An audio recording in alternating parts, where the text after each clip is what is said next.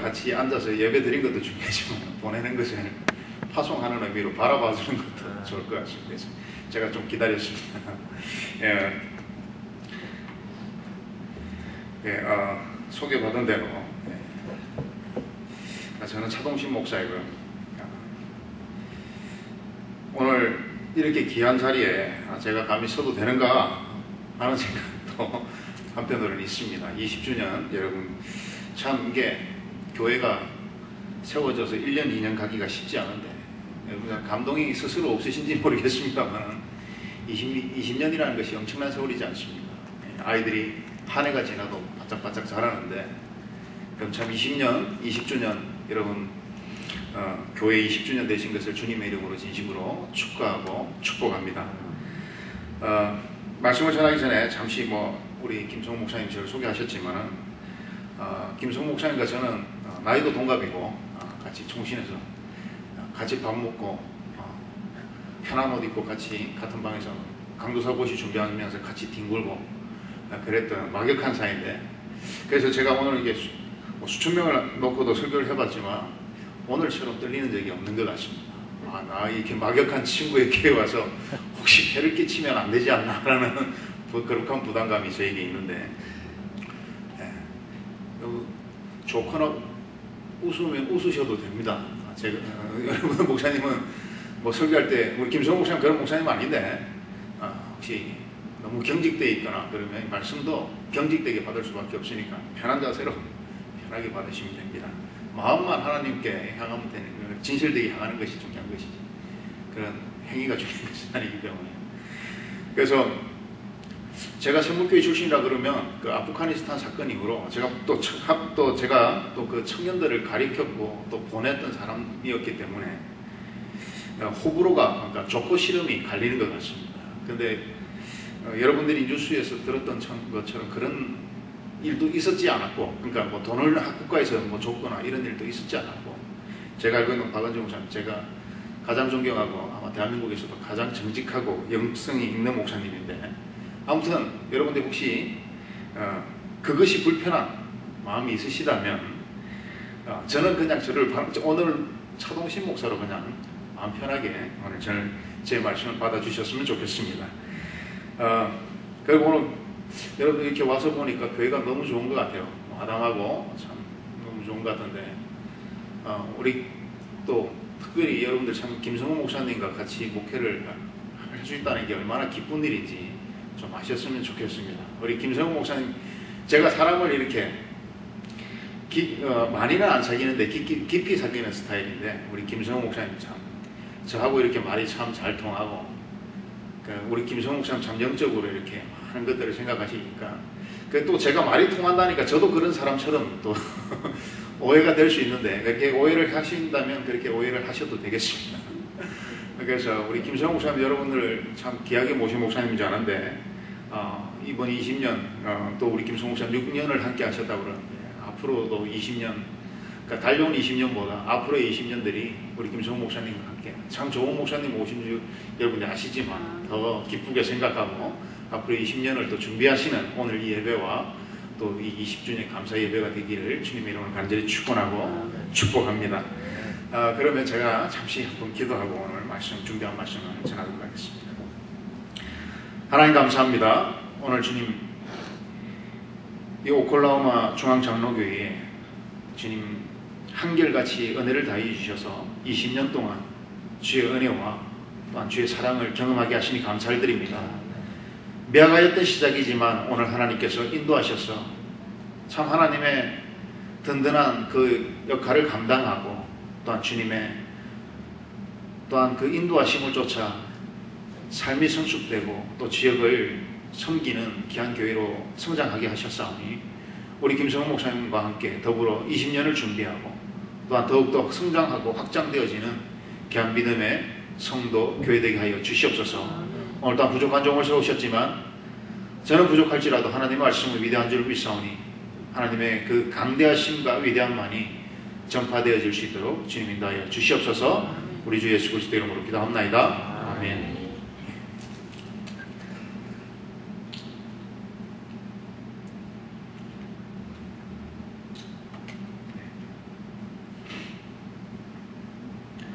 오늘 저는 여러분 나눠드린 주고 있는 그대로 영적 약복강을 건너라는 제목으로 여러분들에게 말씀을 전거하고자 합니다. 그리고 오늘 이 말씀이 영적 약복강을 건너라는 이 말씀이 오늘 오클라호마 한인중앙교회 20년을 맞이하면서 또 앞으로 달려갈 20년을 준비하는 그러한 준비에 하나님의 인도하심이 함께하는 그러한 말씀이 되기를 주님의 이름으로 간절히 소망합니다. 여러분 이 교회에 얼마나 여러분 출석하셨는지 모르겠지만 장로님은 처음부터 세워지실 때부터 지금까지 쭉 한결같이 섬겨 오셨다는 말씀을 들었습니다. 그 얼마나 감회가 새롭고 또 오늘 이 시간이 또 남들이 모르는 그런 감격이 있는지 모르겠습니다. 오늘 여러분들이 이 감격이 여러분들에게도 늘 함께 하시기를 또 간절히 축원합니다.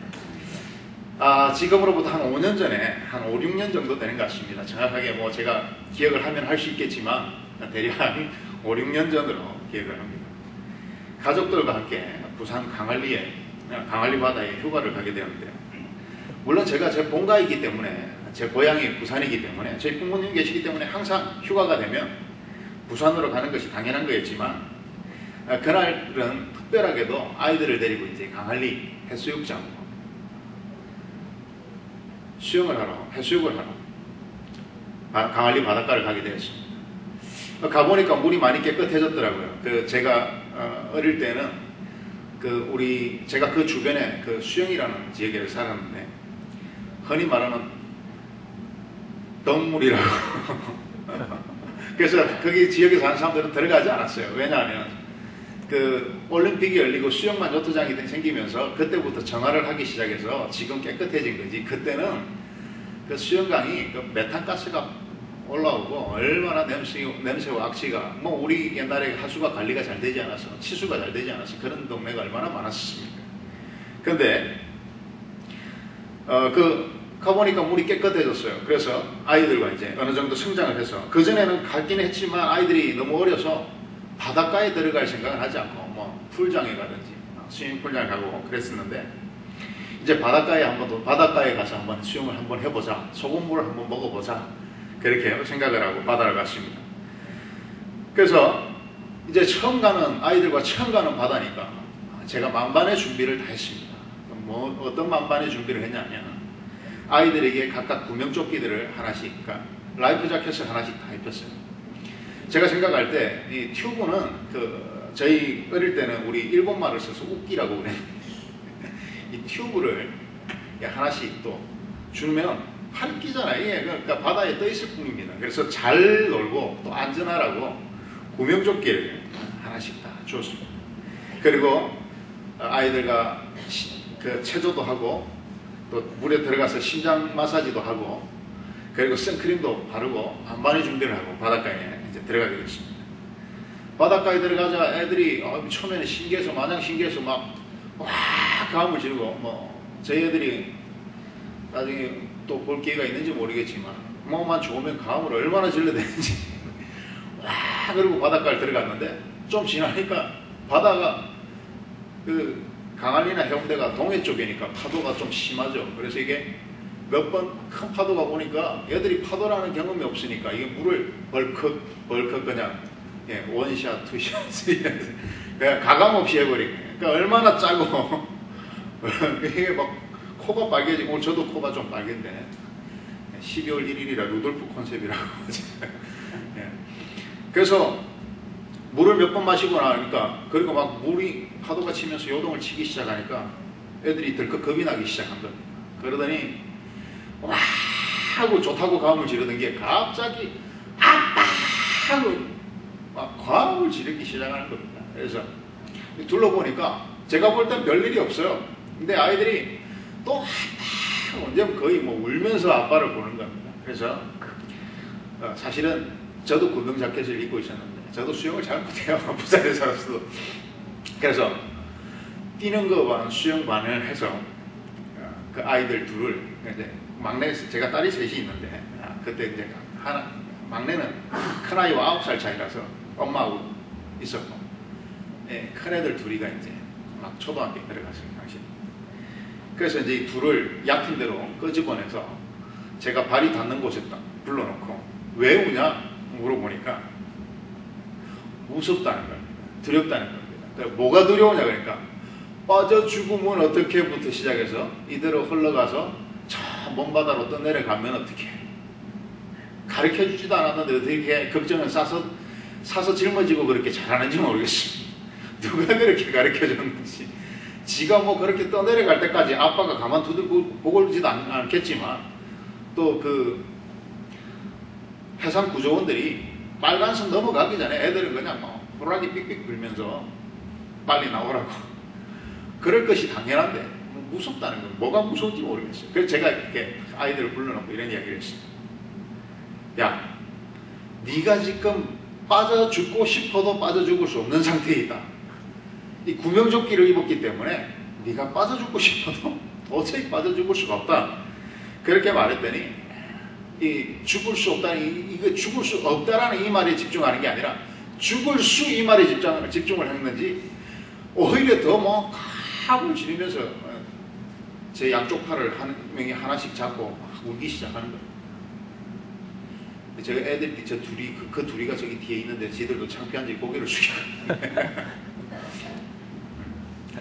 그래서 이 바보 같은 놈들이 그러면서 힘으로 막 뛰어나려고 그러는데 아유 이제 초등학교 들어간 애들 무슨 힘이 그렇게 센지 제가 이렇게 보면 힘이 좀 좋게 생기지 않았습니까? 얼마 전에도 이게 블랙 프라이데이가 어떤 건지 내가 한번 구경을 갔다가 타겟에서 이렇게 망을 쳐놨는데 제가 먼저 가고 사모가 늦게 와서 못 넘어왔어요. 그 경찰이 이런 사람이 막 어떻게 할까 그러는데 제가 이렇게 안아가지고 철조망을 이렇게 넘겼더니 경찰이 거기 서 있으면 안 된다고 안으로 들어가라고 그리고 합법적으로 제가 이렇게 넘겼습니다. 그랬더니 이 흑인들 백인들이 전부 멕시칸들이 저를 쳐다보고 슈퍼맨을 보듯이 감격에 빠졌어요. 제가 힘이 좋은데 애들이 이렇게 떨어버리려고 아무리 힘을 써도 떨어지지 않는 겁니다. 그래서 야 이거 좀 놔라 좀 떨어져라 그랬더니 애들이 아빠 무서워 아빠 무서워 계속 그 말만 하는 거예요. 이 아이들이 떨어지지 않는 이유는 그렇습니다. 두렵고 무섭기 때문에 아빠를 붙들고 있어야 되는 거죠. 그러면 오늘 제가 설교하는 이 말씀의 포인트가 아빠는 하나님 같은 존재고 하나님 아빠 같은 존재니까 하나님 붙들라. 물론 그 말씀은 맞습니다만 접근 방법은 그렇지는 않습니다. 오늘 이 아이들은 구명조끼를 입고 있기 때문에 사실 얘들이 아빠의 수영 실력을 안다면 아빠를 잡을 것이 아니라 오히려 편안하게 그냥 구명조끼에 누워가지고 그걸 즐겼어야 돼요. 사실 저도 수영을 잘 못합니다. 저도 그날 구명조끼에 의지해서 저도 그러고 있었던 거예요. 그러면서 구명조끼가 나를 물에 떠다니게 잘 해주겠거니 그러고 구명조끼에 의지해서 그러고 있었던 거예요. 근데 얘들은 어떻습니까? 아빠를 의지하는 거예요. 우리 애들을 제가 똥기저귀 다 빨아서 지금 생각하면 왜 그랬는지 모르겠어요. 옛날에 일회용 기저귀보다 똥기저귀를 똥기저귀를 쓰면 소변을 빨리 가린다고. 그 일회용 기저귀는 젤이 있으니까 가리는 게 늦다고 그래가지고 그 말을 믿고 세상에 3개월을 똥기저귀를 빠는데 이 사모가 애놓고 뭐 없잖아요. 제가 빠는데 야 이게 어떤 사람이 이런 걸 알려줘가지고 나를 죽이나. 그래서 얘들을 제가 다 목욕시키고 그렇게 키웠더니 아빠가 최고인지 아는 거예요. 아빠가 뭐 이 세상에 아빠가 슈퍼맨인 거예요. 지금은 좀 깨달았을 거예요. 그렇지 않다는 것을. 근데 그 당시에는 아빠가 최고인 거죠. 그렇습니다. 구명조끼가 사실은 더 안전해요. 더 믿을만해요. 더 자신들에게 안전을 보장할 수 있어요. 그런데 왜 아빠를 붙잡는 거예요? 익숙해서 그런 거죠. 아기 때는 자기가 어렵고 위험하고 울면 아빠가 달려가서 다 해결해 주는 거예요. 그러니까 그거가 잡기가 쉬운 거예요. 아직까지 구명조끼에 대한 믿음은 없는 거예요. 그러니까 아빠를 잡는 거죠. 사람은 어려운 일을 경험할 때, 어려운 일을 당하게 될 때 자기가 익숙한 것을 찾게 되어 있습니다. 우리 아이가 사실 아빠의 실력이 수영 실력이 별것 아님에도 불구하고 아빠를 믿으니까 그 실체를 알면 실망할 것입니다. 그러나 알고 있는 한 아빠를 믿는 것이죠. 그때 그런 경험을 하면서 제가 한 가지 깨달은 것이 있습니다. 물론 우리가 다 알고 있는 이야기고 다 생각하는 것이지만 현실적으로 체험하면서 그때 깨달은 것이, 사람은 나이가 적고 많음이 문제가 아니라 자기가 익숙한 것을, 정말 또 특히나 위급할 때는 자기가 익숙한 것을 붙잡게 되어 있는 것이 인간이구나 라는 것을 깨닫게 되었습니다. 사랑하는 오클라호마 한인중앙교회 성도 여러분, 여러분은 힘들고 문제가 생기고 환란이 올 때 여러분은 무엇을 붙잡고 계십니까? 아니, 누구를 붙잡고 계십니까? 오늘 제가 말씀드린 저희 가정처럼 아빠를 붙잡습니까? 구명조끼를 붙잡습니까? 아빠와 구명조끼에서는 구명조끼가 진리예요. 그러나 이 세상에서 진리는 무엇입니까? 하나님인 줄 믿습니다. 사랑하는 여러분, 오늘 여러분이 어떠한 신령한 말을 하고 어떠한 신령한 행동을 안에서든 밖에서든 사람에게 보이는 곳에서든 보이지 않는 곳에서든 그런 행동을 한다 할지라도, 여러분이 내가 위급할 때, 내가 문제가 있을 때, 내가 어떤 환난의 상황에 처했을 때 내가 누구를 의지하는가가, 그것이 바로 나의 신앙인지를 깨달으시기를 주님의 이름 간절히 축원합니다. 사람들 중에 신령한 말을, 정말 나는 어떤 경험까지 해봤냐면, 목회를 하면서 나는 하늘에 계신 하나님이 아니라 내 앞에서 말하는 저 사람이 하나님이라고 느껴질 정도로 하나님보다 더 신령하게 이야기하는 사람들이 많아요. 근데 어떤 사람은 자기가 스스로 속이는 건 줄 알면서 이야기하는 사람이 있는가 하면, 이게 너무 많이 그런 행위를 해가지고 내가 진짜로 그런지 자기도 속으면서 이야기를 하는 사람도 있습니다. 물론 자기 속이 어땠든 간에 그것이 진짜가 아니라면 문제가 될 수 있는 것이죠. 오늘 여러분들에게 스스로에게 한번 물어보십시오. 아마 제가 여러분들 누구를 붙잡습니까? 라고 이야기했을 때 여러분들 전부 다 저는 하나님을 붙잡습니다 라고 대답을 하게 될지는 모르겠습니다. 그러나 실상은 어떻습니까? 우리 오클라호마 한인중앙교회 성도들 중에는 그런 분들이 계시지 않겠지만은, 제가 섬겼던 성도들 중에 일부 분들은, 소수는 물론 여기는 계시지 않지만 물질을 의지하거나 명예를 의지하거나 배우자를 의지하거나 자식을 의지하거나 아니면 자신의 힘과 그런 사람이 있지 않습니까? 예수를 믿는 이내 주먹을 믿겠다고. 주먹으로 무슨 바구이 나오는지 떡이 나오는지 모르겠습니다. 자기의 건강에 의지하고 또 권력에 의지하는 사람들을 보게 됩니다. 여러분들은 정말 힘든 상황에서 누구를 붙잡느냐는 것이죠. 제가 앞서 말한 것들, 물질이나 명예나 배우자나 자식이나 자신의 힘이나 건강을 의지하는 것이나 권력을 의지하는 것을, 그것을 의지하는 것이 반드시 잘못된 것이라고 말할 수는 없을 것입니다. 그렇지만 제가 단언하건대 이것이 하나님보다 우선할 때는 죄라고 말할 수밖에 없다는 것이죠. 여러분들도 인생을 살아보면서 어떤 사람들을 만나보면 이런 두 가지를 이야기하는 경우가 많습니다. 남자들은 야, 운동같이 해봐라. 운동해보면 그 사람 성질 다 나온다. 진짜 급한 사람은 태클이 심해져요. 좀 지고 나면 막 분풀이가 심해져요. 그리고 또 하나는 무엇입니까? 그 사람과 어려운 일을 당해보면 그 사람 됨됨이를 알 수 있다. 아마 여러분들이 나이가 깊어져 갈수록 그런 것을 절실히 공감할 때가 많이 계실 거예요. 제가 한참 전의 일인데, 한 방송국에서 저녁 토크 프로그램에서, 탑 프로그램에서 이런 이야기를 한 가수가, 한국의 유명한 여자 가수가 나와서 만담을 하는 걸 이야기를 들었는데, 여러분도 잘 아실 겁니다. 아침 이슬을 부른 양희은 씨가 방송에 나와서 한참 지나고 나서 고백을 했어요. 그렇다고 아주 폭탄 고백이 아니고 신상에 관한 고백을 했는데, 사실은 자기가 1982년에 난소암에 걸려서 3개월 시한 후 인생을 선고받았다라고 방송에 나와서 한참 뒤에 이야기한 적이 있어요. 여러분도 혹시 이런 이야기를 들어보셨는지 모르겠습니다. 그래서 양희은 씨가 지금 아이가 없는 게 이게 뚱뚱해서 그렇게 아니에요. 그 난소암 때문에 알무시를 가지지 못하게 됐는데, 그런데 그 병이 잘 나았습니다. 그래서 아시는 것처럼 지금 잘 노래를 부르고 계시죠. 근데 이 양희은 씨가 거기 나와서 한 고백이 뭐냐면, 자기가 워낙 그 폭성 가수로 유명하고 또 한국에서는 여자 가수로서는 국민 가수지 않습니까? 거의 뭐 조용필, 나훈아의 대열에 끼는 사람이죠. 여자로서는. 근데 자기가 이 시한부 인생을 선고받고 나서 병원에 누워 있으니까 알곡과 가라지가 다 보이더라고요.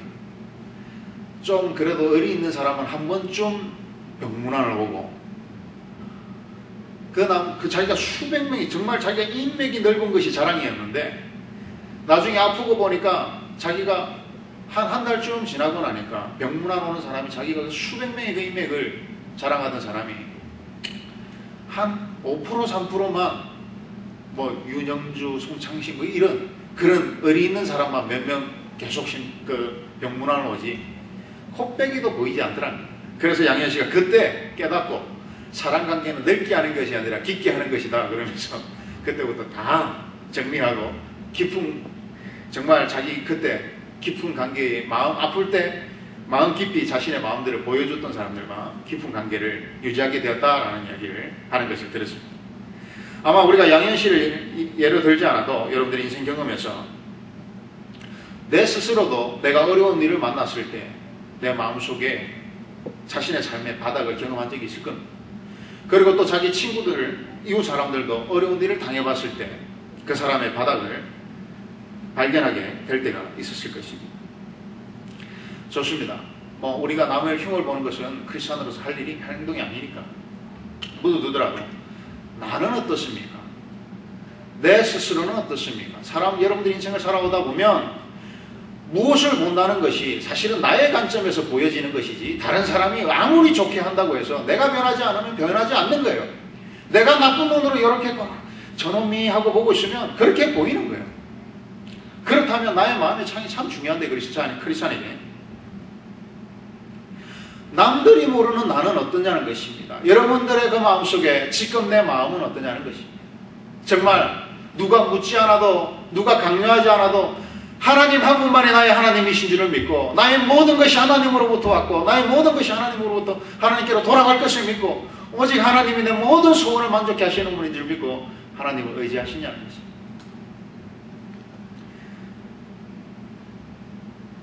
오늘 여러분들은 어떠십니까? 여러분 마음속에 여러분은 어떠십니까? 정말 누가 묻지 않아도 감시하지 않아도 쳐다보지 않아도 교회 밖에서도 교회 안에서도 교회 안에서뿐만 아니라 이 교회 안에서의 행위가 바깥에서도 사람들에게 나이스하게 그렇게 행동하고 받아들이고 생각하느냐는 것이죠. 어떤 분은 또 그러실 줄 모르겠어요. 아 목사님 그런 거 걱정하지 마세요. 나는 안에서나 밖에서나 똑같이 개차반입니다. 그런 분은 안 계시겠죠. 근데 사실 고백컨대 저도 목사로서 가운을 입고 있을 때와 밖에 나갔을 때와는 뭔가 다르긴 다른 것 같아요. 그래서 하들짝 놀라서 다시 한번 마음을 그러니까 여러분들과 제가 다른 것이 나는 절대 죄 짓지 않는 목사는 절대 죄를 짓지 않아가 아니라 여러분들보다 좀 더 빨리 깨닫는다는 거예요. 여러분들보다 좀 더 빨리 원위치로 돌아온다는 것이죠. 그것이 차이가 있습니다. 사랑하는 여러분, 여러분들은 어떻습니까? 제가 여러분들에게 굳이 일일이 그 답을 구하지 않겠습니다. 여러분 스스로 마음속으로 이미 다 결론이 나셨을 거예요. 그러면 오늘 읽은 본문을 한번 오늘 제가 이 서두가 긴 것이 왜 서두가 있냐면 오늘 본문과 굉장히 관련이 있기 때문에 그럼 이제 이 본문으로 우리가 한번 본문 속으로 들어가 보면 좋겠는데요. 오늘 본문은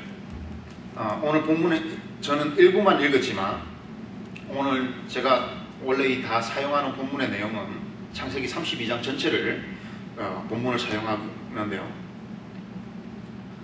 오늘 이 32장의 내용은 이런 것입니다. 잠시 간략하게 소개를 하면 이 32장의 내용은 야곱이 약복강에 도착해서 하루 만에 일어난 그 행적을 기록한 내용이 32장의 내용입니다. 야곱이 삼촌 라반의 집을 떠나서 자기 그 삼촌의 딸 두 딸이 자기 아내와 또 자기 여종들과 자식들과 또한 자기들의 하인들을 데리고 이제 야복강가에 도착을 했습니다. 그리고 이 야복강가에서 수색대를 보내게 되는데 이 수색대를 그러니까 이 수색대, 성경에는 사자라고 나와 있죠. 이 사자를 보내는데 이 수색대가 받은 임무가 뭐냐면 쫙 앞서가서 이 무리보다 앞서가서 동태가 어떤가 살펴보는 것이 이들의 주 임무였습니다. 이들이 미션을 잘 마치고 돌아왔습니다. 그러면서 보고하는 내용이 형 S가 400명의 사람을 이끌고 지금 동생 당신 야곱을 만나러 오고 있습니다 라고 보고를 하고 있는 것입니다. 여러분들은 이런 보고를 들었을 때 어떻게 행동하시겠습니까? 옛날에 집을 떠났어요. 그리고 다시 이제 집으로 돌아가는 길에 사자를 보냈는데 형 S가 400명의 사람을 이끌고, 사람이 그냥 사람이 아니죠. 집에서 기르는 군대. 그렇죠? 아브라함도 옛날에 집에서 기르는 군대와 멜기세덱과 함께 조카를 구하러 가지 않았습니까? 그 400명을, 그러니까 400명이면 대군이죠. 이 대군을 이끌고 오고 있다는 겁니다. 여러분이라면, 야곱이라면 어떻겠습니까? 매우 반갑다 1번, 불안해서 어찌할 바를 모르겠다 2번. 성경의 지식이 별로 좀 아직까지 믿은 지 얼마 안 돼서 없으신 분은 형을 만나러 가는데 얼마나 반가울까? 근데 사실 내용은 그렇지 않죠. 형의 장자권을 뺏고 도망갔기 때문에 죽이러 올까봐 두려운 겁니다. 그래서 먼저 사자를 보내는 것도 안전한가 안전하지 않은가 먼저 그 사자를 보낸 것이죠. 그런데 이 말을 듣고 야곱의 행동이 어떤 행동이 그 다음 행동이 액션이 취해졌냐 하면 자기가 두 때가 있었는데 그 이 때의 개념이 이스라엘에는 있어요. 이 때의 개념, 그러니까 한 때, 두 때, 한 무리, 두 무리의 개념인데 야곱에게는 이 두 무리가 있었습니다. 그런데 형이 자기를 만나러 온다는 그 이야기를 듣고는 이 두 무리를 한 무리씩 각각 띄어서 분리를 시킵니다. 근데 이 야곱이 얼마나 이 한때가 어느 정도 규모고 이 야곱이 얼마나 재산이 많았냐면 성경에 오늘 읽은 본문의 22절과 23절에 보면 이렇게 기록합니다. 암소가 200마리고 순염소가 20마리고 암양이 200마리고 순양이 20마리고 나는 낙타가 30마리고 그 새끼요 이렇게 했는데 아마 최소한 잡아서 그 낙타가 젖먹이는 낙타가 최소한의 한 마리씩만 새끼가 있다면 아마 그거 또 새끼에 30마리가 있겠죠. 그리고 암소가 40이요 항소가 10이요 암나귀가 20이요 그 새끼가 10이라. 대충 그렇게 젖먹이는 젖나는 낙타와 새끼라고 했는데 그걸 대충 계산해 보니까 그 한 마리씩 새끼가 있다라고 계산을 해 보니까 최소한 잡아도 한 떼가 580마리. 그리고 이 두 떼를 합치면 빨리 계산을 해보면 어떻습니까? 1160마리. 지금도 아마 저희가 이제 이렇게 저도 달라스 포토호스에서 이렇게 35번을 타고 올라오면 롱은 키우는 목장들이 얼마나 많이 있습니까? 그 넓은 땅에 몇 마리 없어요. 그러면서 저희가 어제 오면서 아래 저희 사무 보고 야, 저 사람보다 소가 더 넓은 땅을 차지하고 살아가네. 그런 이야기를 했는데. 근데 한 개인이 그 당시에 지금도 그런데 이렇게 예방이 잘 돼 있고 또 목축업이 발달한 지금도 1160마리를 가지는 그걸 또 이동하는 사람이 많지 않지 않습니까? 근데 그 당시에 1160마리 최소한 1160마리를 가축을 가지고 있었다면 이게 얼마나 어마어마한 재력을 모은 사람입니까? 그런데 이 두 때로 나누어서 한 때는 먼저 보내고 그 다음 한 때는 남겨두었어요. 그런데 이 한 때를 또 보내는데 어떻게 보내냐면 암소는 암소끼리, 수소는 수소끼리 각각 그 종류대로 나눠서 보낸 거예요. 이게 뭡니까? 한국에서는 1+1이고 buy one get one free. 미국에서는 이거 하나 사면 하나 더 주는 거. 그런 식으로 처음에 580마리를 다 받으면 한 번 감동하고 마는 거예요. 이 야곱이 제가 이게 많다는 걸 이야기할 때 여러분들이 뭘 깨달으셔야 되냐면 제가 그래서 이 많은 걸 분리해서 보냈다는 데서 여러분들이 맞네 이러고 끝나면 감동이 없습니다. 뭐냐면 이 야곱이 얼마나 살고 싶었고 얼마나 두려웠으면 장기를 쓴 것이 그런 거예요. 한 번 딱 받고 감동받고, 두 번 받고 감동받고. 여러분, 저도 목사지만 뭐 좋은 거 한 10번 주면 안 넘어가고는 못 빼니까 10번 찍어봐라 안 넘어가는 나무 있나? 라고 하는 우리나라의 속담처럼 그런 거예요. 각각 좀 오다가 만나고 또 좀 오다가 뭐 하나 또 생기고. 이게 요즘 저기 청년들이 있는데 그걸 게임하다가 뭐 지나가다 주시면 득템했다고 그러죠.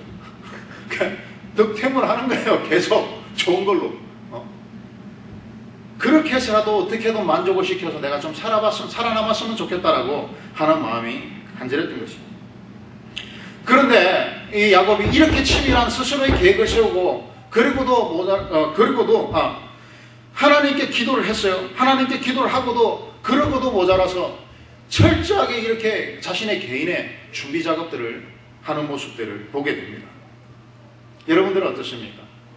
여러분들은 하나님이 다 해결해 주실 거야, 하나님만 믿으면 돼, 그러면서 사실 그 행동 속에 90%의 마음은 이런 거예요. 아유, 하나님이 진짜 해주실까? 내일 아침에 일찍 깨워주시겠지. 하나님, 내일 아침에 공무원 시험 보러 가야 되는데 9시까지 깨워주십시오. 그래 놓고는 알람을, 요즘은 개종시계가 다 많이 필요 없지만 스마트폰으로 알람을 8시 반에 한 번, 8시에 맞추고 7시에 맞추고 6시에 맞추고 불안해가지고 지가 다 맞춰놓고 딱 깨고 나서는, 알람 듣고 딱 깨고 나서는 하나님 깨워주셔서 감사합니다. 혹시 그런 게 여러분의 모습은 아닙니까? 하나님의 은혜를 만들려면 내가 맨몸으로 부딪혀야 돼요. 근데 내가 다 준비하는 거예요. 오늘의 우리의 기도의 방식이 어떻습니까? 하나님을 의지한다고 하지만 하나님이 나를 위해서 축복할 수 있는 시간이, 축복할 수 있는 그 공간이, 순간이 언제 있느냐는 거예요. 내가 다 준비한다는 거예요. 내가 다 이미 준비해놓고 하나님의 은혜를 경험할 틈새도 놔두지 않고는 하나님이 해주셨어. 무슨 그런 거짓말을 해요? 언제 그걸 느껴봤어요? 정말 여러분, 우리가 하나님을 만나기를 원한다면 예수님이 그랬던 것처럼 누가 시키지 않아도, 누가 원치 않아도 내 스스로 나를 광야로 보낼 수 있어야 됩니다. 내가 날마다 내가 광야에 설 수 있는 그 믿음의 용기가 있을 때 우리는 진정한 크리스찬이라고 이야기할 수 있는 겁니다. 세상 사람과 믿지 않는 사람과 오늘 나의 모습이 무엇이 다른 것이 있습니까? 내가 다 내 것을 의지하고 내 모든 준비할 것들을 다 준비해놓고 하나님이 복 주시니까 이렇게 됐지. 그건 아니요. 자기의 인격의 마지막 한 점을 찍기 위해서, 보여지는 그 한 점을 찍기 위해서 활용점정이라고 그러죠. 용의 눈을 마지막에 그래야 성천한다고 합니다. 일본의 미신 신앙, 중국도 있지만. 여러분은 어떻습니까? 여러분이 정말 한 하나님을 의지한다면 철저히 준비하는 삶이 아니라 쓰임받기까지 준비하는 것이고, 쓰임받는 것은 하나님이 하는 거예요. 응답은 하나님이 하는 거예요. 응답받을 수 있는 조건대로 살아가는 것이 크리스찬의 모습이지, 응답까지도 내가 주관하려고 하고 그 결과까지도 내가 만들려고 한다는 것은 교만이라는 것입니다. 여러분, 오늘날까지 어떤 신앙으로 살아오셨습니까? 그래서 믿음이 넘치면 겸손해질 수밖에 없는 거예요. 이런 야곱의 모습도 그렇습니다. 기도합니다. 그래놓고 자기가 다 준비합니다. 두 때로 나누고 또 그걸 각각 나누어서 형 에스에게 보내면서 형 에스 그 종에게 시킵니다. 에스를 만날 때마다 주의 종 동생 야곱이 우리 주 에스를 위해서 준비한 겁니다라고 꼭 이야기하라는 거예요. 이 무슨 북한의 그 김정은한테 아첨하는 것도 아니고. 그러면서 기도하면서 이렇게 11절 후반절에 보면 내가 그를 두려워함은 그가 와서 나와 내 처자를 칠까 겁이 남기 때문입니다 라고 고백을 하고 있습니다. 얼마나 가정적인 사람이에요. 나도 물론이지만 나와 내 처를 칠까봐 두려워 죽겠으니 내 형 에스를 좀 말려주십시오.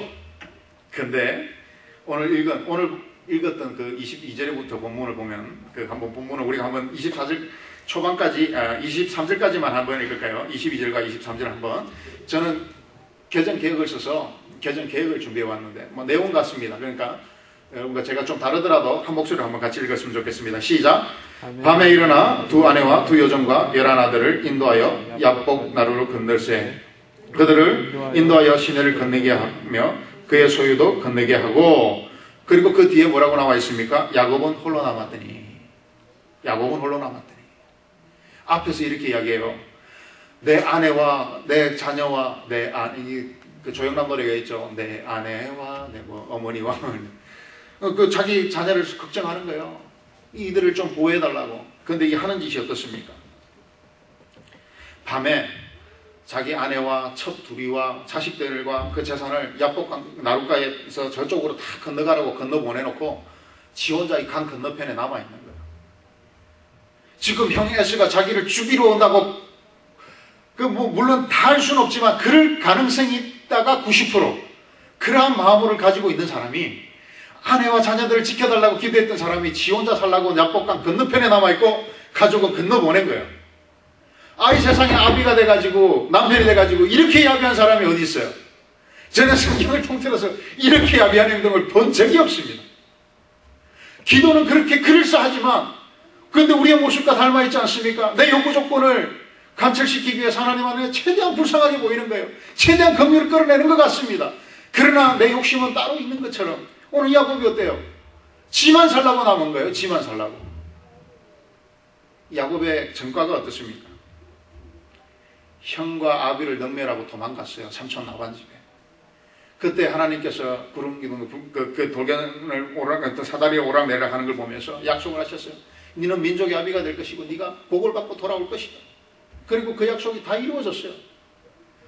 근데 그의 모습이 어떻습니까? 라반 삼촌 집에 가서 우리 젊은 애, 제가 요즘 우리 애들이 티네이저라 지들 말로 제가 표현을 많이 하는데 대박 이런 이 애들 표현으로 쌩뻥이에요. 쌩뻥. 이게 좀 한국말로 이제 그대로 표현하면 날뻥이에요, 날뻥. 믿을 수 없는 거예요. 삼촌 집에 가가지고 한 게 유전자 공학만 공부하는 거예요. 얼룩진 거, 하얀 거, 그래갖고 교배시켜가지고, 그리고 어떤 목사님들은 야곱이 축복받은 걸 봐라. 그렇게 지혜를 주시니. 그 축복받은 거 아니에요. 완전 병신짓 하고 있습니다. 오늘 이 모습을 보십시오. 그 시간을 다 보내고 오늘 이제 야곱강에 섰어요. 아버지를 속이고 형을 속이고 도망갈 때부터 지금까지 바뀐 게 뭐 있어요? 하나도 없어요. 지금도 하나님과 딜을 하려고 그러는 거예요. 하나님과 지금 주거니 받거니 하나님 뭐 좀 해주면 내가 뭐 이렇게 하고 아직도 정신을 못 차리는 거예요. 딜을 하고 있는 겁니다. 우리가 오늘 이 야곱을 보면서 우리가 또 스스로에게 주의하고 경고해야 되는 것이 무엇이냐면, 교회 안에서 세월을 많이 보낸다고 사람이 바뀌지 않아요. 오늘 야곱이 그렇게 하나님의 인도하심을 받고 그 축복을 누리고 1160마리, 최소 1160마리의 재산을 불렸지만 변하지 않았어요.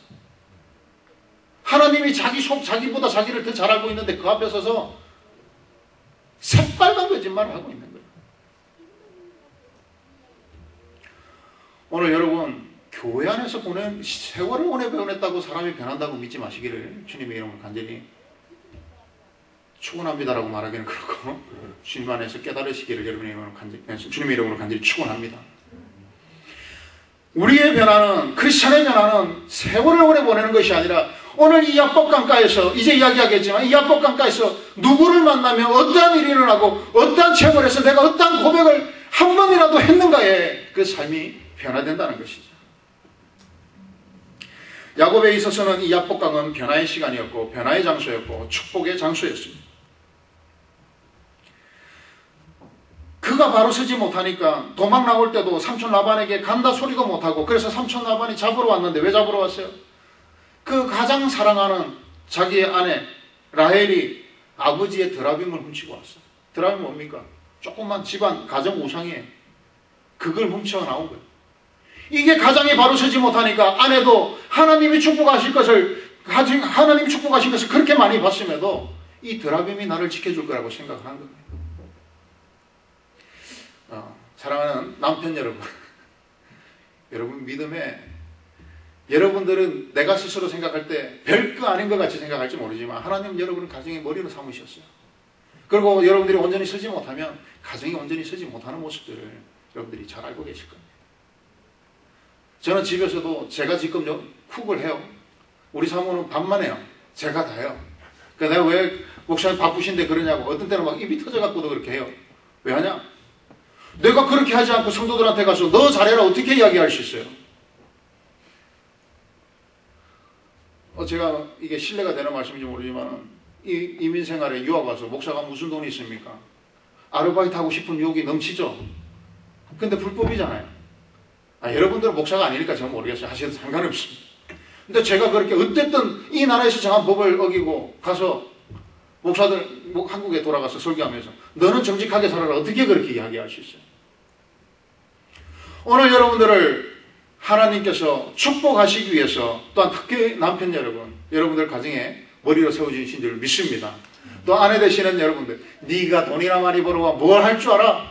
그게 아니라 그럼에도 불구하고 오늘 우리 가정이 뭐 굶어 죽지 않았잖아요. 행복하게 좋은 것 많이 갔잖아요. 의심하지 마십시오. 이후로는 더 큰 복을 주실 거예요.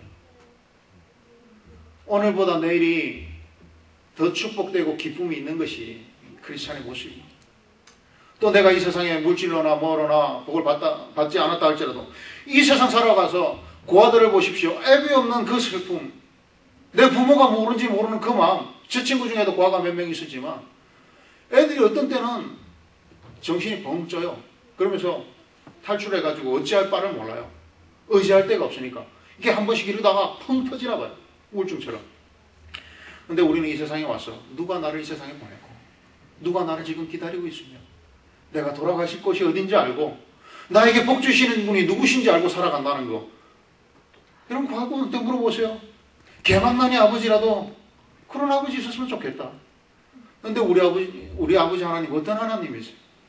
우리에게 좋은 것만 주시고 정말 눈물로 우리를 바라보시면서 내가 너의 눈물을 들었고 너의 한숨을 들었다고 히스기야에게 말씀하시는 그 하나님이 나의 하나님이지 않겠습니까? 자, 여러분 배짱을 가지고 사세요. 이 세상에 대부분이 반 이상은 아버지를 모르고 사는 사람. 근데 나는 아버지를 알고 살아. 얼마나 행복해요. 얼마나. 저도 부산을 매일 휴가 때마다 가는 이유가 그거예요. 부산에 이제 우리 김성훈 목사님이 대구지만 KTX가 대구에 서면 그때부터 심장이 두근두근거리고 어깨가 막 펴져. 아버지 어머니가 있으니까. 내 고향 가니까. 우리말이 똥개도 50%는 먹고 들어간다고 저희 집 앞에서. 어깨가 막 펴집니다. 자, 여러분 오늘 야곱의 모습을 보면서 이 변하지 않는 모습을 보면서 여러분 반드시 깨달으시길 바랍니다. 하나님은 깨달으시는 자를 사랑하시고 축복하신다는 것을 또한 믿으시기를 주님의 이름으로 간절히 축복합니다. 그런데 참 한심한 것이 무엇이냐면 이 야곱이 두려워요. 두려운데 문제가 뭐냐면 이 야복강을 처음 걷는 게 아니에요. 갈 때 건넜을 거 아닙니까? 그렇죠? 야복강을 지도로 보면 이스라엘 그 가나안 땅을 쫙 중심으로 동편과 서편을 나누는 게 요단강이죠. 그 요단강에서 그 중간 요단강 중간쯤에서 오른쪽으로 살짝 개울이 빠져나가 있어요.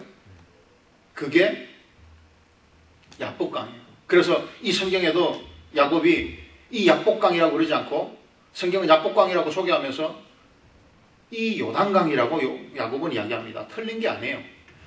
요단강에서 조금 빠져나와 있는 개천이에요.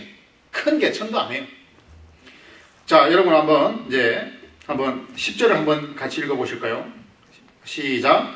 나는 주께서 주의 종에게 베푸신 모든 은총과 모든 진실함을 조금 더 감당할 수 없사오나 내가 내 지팡이만 가지고 이 요단을 건넜더니 지금은 두 때나 이루었나이다. 여러분 뭐 깨닫는 바가 있으세요? 이 본문을 읽으면서 아주 어릴 때 소년일 때 형과 아버지를 속이고 막 도망을 가는 거예요. 도망을 갔는데 어떻게 도망가냐면 지팡이 하나 들고 이 야복강을 건넜다는 거예요. 근데 이 야곱이 오늘 성장해서 어른이 되고 자기에게 낙타도 있고 말도 있고 소도 있는데 그 옛날에 다 타고 그 낙타가 건너갔다는 것은 뭐예요? 낙타가 충분히 건너갈 수 있는 강이라는 거예요. 가족들을 먼저 건너보냈을 때는 낙타가 건너갔기 때문에 충분히 건너갈 수 있는 강이에요. 그리고 한번 건너간 경험이 어릴 때 소년일 때도 혼자서 그 무서운 밤을 뚫고 지팡이를 짚고 그 약봉강을 건넜어요. 근데 오늘 왜 못 건너냐는 거예요. 두려움 때문이라고 야곱은 이야기하고 있습니다. 아, 그러면 여러분들 마음속에 어떤 결점들이 있을 거예요. 아, 얼마나 두려웠으면 그랬을까? 아, 정말 무서웠겠네. 여러분이 정말 예수님을 믿는 사람이라면 거기에 함정에 빠지면 안 된다. 오늘 크리스찬에게 제가 오늘 아주 중요한 정의를 내릴 건데 그 정의를 여러분 평생 동안 기억하시길 바랍니다. 아, 그러니까 제가 잘나서 그런 게 아니라 성경이 말씀하시는 거예요. 그러니까 성경이 말씀하는 모든 걸 축약해서 제가 깨닫고 여러분들에게 말씀드려요. 크리스찬에게 두려움이라는 것은 하나님을 의지하지 못할 때, 하나님보다 문제를 더 크게 생각할 때 나타나는 것이 두려움이라는 거예요. 믿으십니까? 내 마음속에 저도 오늘 내가 사랑하는 우리 김성훈 목사, 우리 친구 목사님 이 교회에 와서 설교를 할 때 두렵고 떨린 마음이 있어요. 그건 그냥 두렵고 떨리고 경건한 마음이에요. 그러나 정말 인간적으로 두려운 것은 내가 하나님을 믿고 의지하지 못하기 때문에 이것이 크게 보이는 거예요. 오늘 여러분들 중에 문제를 겪고 있습니까? 건강이 나약하신 분들이 있습니까? 경제적으로 어려운 분이 있습니까? 좀 더 학업이 성적이 좋아졌으면 좋겠고 이번에 좀 스칼라십을 많이 받았으면 좋겠다고 생각하시는 분이 있습니까? 기도하십시오. 기도를 하는데 어떤 마음으로 기도해야 하냐면 내가 하나님을 의지하지 못하면 이 문제가 하나님도 해결하지 못할 문제처럼 보여요. 그러나 하나님을 의지하면 이 문제는 티끌만큼도 보잘것없는 먼지로밖에 보이지 않는다는 것입니다. 누구를 붙잡느냐는 거예요. 이 위급한 순간에 이 문제가 내 앞에 있을 때 나는 무엇을 붙잡느냐는 거예요. 이것 하나가 크리스찬과 난 크리스찬을 나누는 거예요. 오늘 여러분 영적으로 무장하시길 바랍니다. 나는 하나님 붙잡고 있어. 아니요, 그냥 가만히 앉아서 하나님이 어찌 해주겠지가 아니라 하나님이 그렇게 해주실 것을 믿고 내가 맨몸으로 나아가는 거예요. 고개사들이 외주를 타기를 합니다. 우리가 시시하게 볼 때가 언제예요? 라이프라인 생명줄을 타는 거예요. 달고 건너가면 에이 떨어져 봐야 대롱대롱 매달릴 텐데. 근데 우리가 스릴 있게 보는 게 뭐예요? 아, 저 사람은 어떻게? 아무런 안전장치 없이 이 세이프가드 없이 그냥 가는 거예요. 그러면 저거 죽으면 어떡할까? 그런 생각이 들지 않습니까? 여러분들이 안전장치를 다 하고 외주를 건너가는데 하나님이 도와줄 게 뭐 있어요? 저놈 쇼하고 있네. 아, 제가 하나님 앞에서 그런 면박 정말 많이 받았어요. 그러면서 하나님이 안 속는구나. 그걸 깨달았죠. 그 깨닫는 게 중요한 거예요.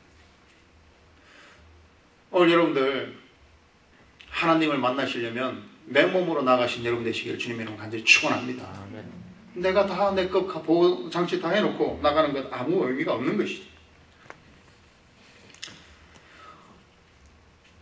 오늘 야곱에게 있어서 건너지 못하는 것은 두려움이었고 이 두려움은 하나님을 의지하지 못하는 것이었어요. 오늘 20주년을 맞이한 여러분이 정말 어떠한 저도 한국에서 목회했지만 듣고 배우고 저희 이모부가 또 30년을 뉴저지에서 목회하고 계세요. 지금도. 이민교회가 얼마나 어려운지 알아요. 근데 이 20년을 버텨냈다는 거 여러분들도 참 잘하셨지만 여러분이 잘하신 것 같으나 하나님의 인도 없이는 결코 되어지는 일이 아니라는 겁니다. 여러분 이민교회가 오늘 생겼던 내일 문 닫는 교회들이 얼마나 많은 것을 여러분들이 목격했어요. 문제가 생겨서 산통 다 깨지고 다 산통이 무당들이 만드는 거지만 다 산통 다 깨지고 문 닫는 교회가 얼마나 많았어요. 20년을 살아온다는 거 정말 축복이에요. 한국에서도 20년 버티기가 힘들어요. 여러분들도 잘하셨지만 하나님의 은혜가 없이는 되어지지 않는 일이라는 거예요. 그렇다면 왜 못 믿습니까?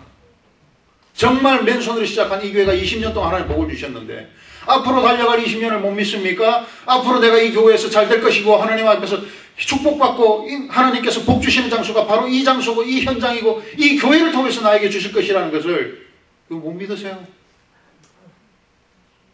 정말 답답한 건 그거예요. 경험해보고도 못 믿으면 그거는 저도 어쩔 수 없어요. 여러분들이 알아서 하죠. 경험해봤는데 모르는 거 이보세요. 야곱이 왜 그렇습니까? 경험했잖아요. 건너갔잖아요. 그런데 왜 다시 못 건너와요? 지가 그러는 걸 내가 어떻게 해결해줘? 하나님만이 할 수 있다는 것을 주님 안에서 여러분 믿으시기를 바랍니다. 어떤 사람들이 그래요. 하나님이 어떻게 이스라엘 백성들을 홍해를 갈라서 보낼 수 있느냐? 제가 이런 표현에서 죄송합니다만 병신 같은 소리 하지 마라. 아이 홍해도 못 가르는 분이 이 우주를 어떻게 만드냐? 이거 뭐 말이 안 되는 소리를 하고 있어요. 여러분 그게 과학이라고 떠드는 소리에 속지 마세요. 하나님은 광대하시다라고 그랬어요. 광대하다는 건 청량할 수 없는 거예요. 그 크기를 잴 수가 없는 거예요. 크기에 여러분 하나 담지 못할 것이라는 그 불안감은 도대체 어디에서 오는 것입니까? 나 한 사람 하나님 책임 못 져줄 거라고 그 불안감은 도대체 무슨 근거로 어디에서부터 기인해서 어떻게 가지고 계시는 것이냐는 거죠. 여러분, 하나님은 능력이 없으신 것이 아니라 내가 받을 준비가 안 돼 있기 때문에, 내가 아직 야곱에 변하지 않는 그 모습 때문에 못 주시는 거예요. 그래서 이 야복강은 축복의 강이라는 것이죠. 하나님께서 이 야복강을 야곱을 불러 세우신 이유는 이제 말씀을 정리하면서 그렇습니다. 야곱이 좀 똑똑하면 깨달을 건데 깨닫질 못해요. 도망 나올 때도 하나님이 너 삼촌한테 이제 떠난다고 이야기하라 그러는데 도망 회딱 나왔어요. 아내는 아비의 드라빔까지 훔쳐나왔어요. 그것도 그 삼촌은 얼마나 이게 중요한 거면 이거 만약에 훔쳐갔으면 내가 잡아 죽일 거라고 뒤를 또 군대를 이끌고 또 쫓아왔어요. 이 집구석이 돌아가는 꼬라지를 보십시오.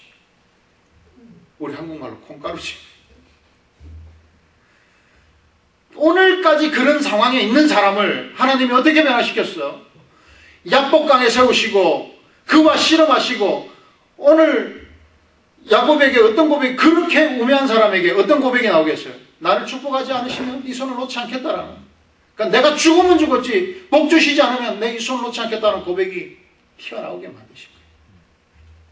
오늘 여러분 하나님의 방법에는 분명한 계산 방법이 있습니다.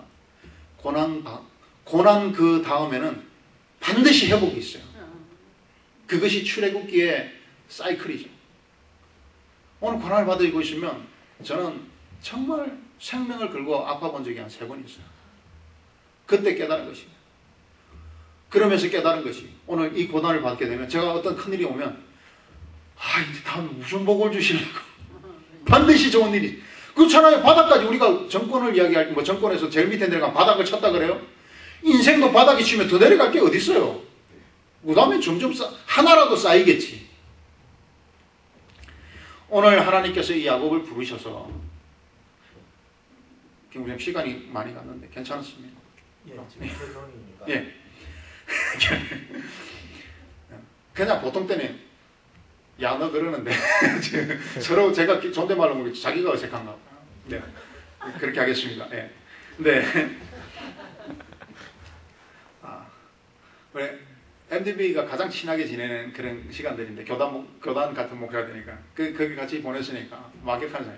그래서 아무튼 이 야곱이 하나님이 이 야복강에 불러 세우신 것은 이 야복강의 의미는 야곱에게 있어서나 이스라엘 민족에게서 엄청나게 중요한 사건이에요.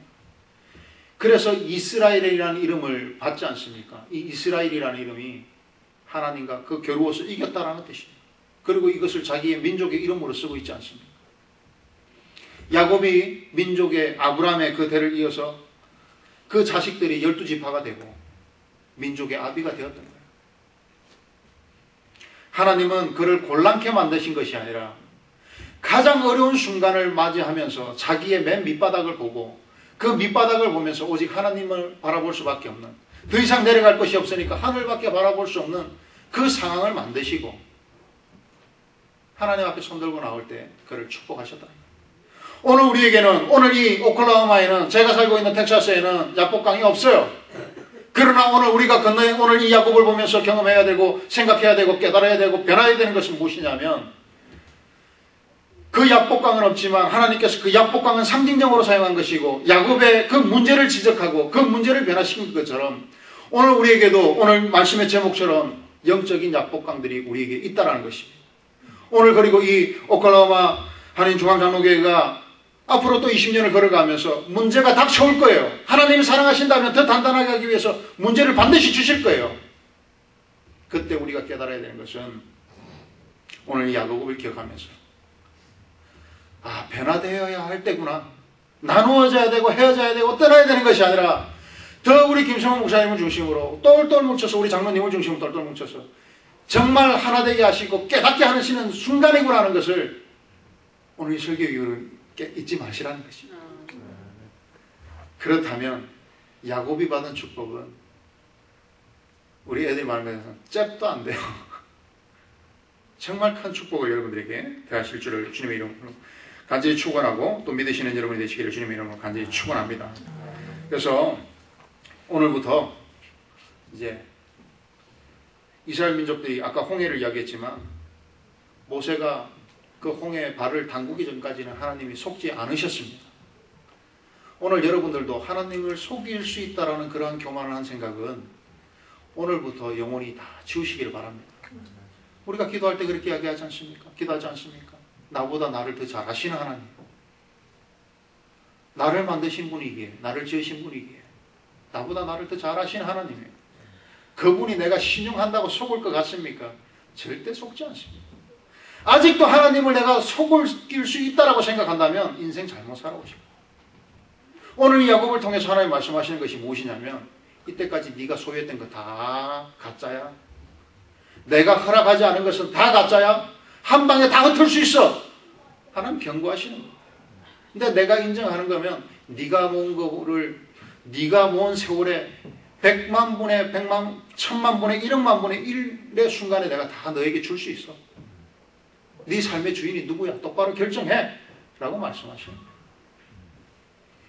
오늘 여러분 내가 좀 더 갖고 있고 또 좀 건강하고 내가 좀 더 배웠다고 교만하지 마십시오. 하나님이 인정하지 않고 내가 취득한 것들, 얻은 것들은 다 가짜예요. 다 무효예요. 한순간에 사라질 수 있는 거예요. 오늘 하나님이 야곱에게 그거 인정해 준 거예요. 이제 네 거라고. 내가 너 이제 인정해 준 거라고. 그래서 에서에게 뺏긴 게 있습니까? 생명이 뺏겼습니까? 하나님이 너를 보호하라고, 너를 인정하라고 말씀하셨다. 그것이 그의 고백이지 않습니까? 여러분의 원수의 입에서 내가 하나님 때문에 너를 보호할 수밖에 없다라는 고백이 나오시는 그러한 정말 멋지고도 아름다운 내 인생에서 정말 하나님을 통해서 정말 기쁨을 누리는 여러분의 인생이 되시기를 주님의 이름 간절히 축원하고 축복합니다. 우리 한번 기도했으면 좋겠습니다. 잠시 제가 한번 기도하겠습니다.